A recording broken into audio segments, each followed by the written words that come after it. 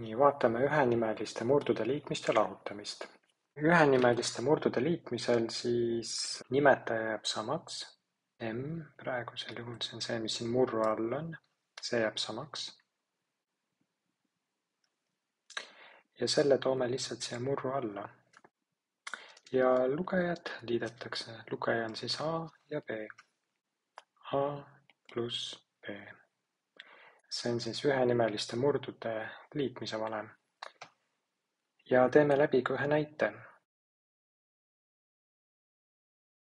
Nii, 2/7 pluss 3/7 on võrdne, nimetaja on 7, see on ühine, ja lugejad on 2 ja 3, mis me siis liidame kokku. 2 pluss 3 on võrdne, 2 pluss 3 on 5, nimetaja on 7, on 5/7 ja see on lõppvastus. Järgmiseks vaatame ühenimeliste murdude lahutamist. A-M-indik miinus B-M-indik on võrdne. Nimetaja jääb samaks, see on M, ja lugejad lahutatakse omavahel. A miinus B. Ja teeme läbi ühe näite.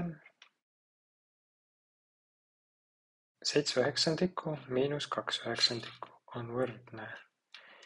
Nii, nimetaja jääb samaks, 9, ja lugejad lahutatakse. 7 miinus 2 on võrdne 5/9 ja see on lõppvastus.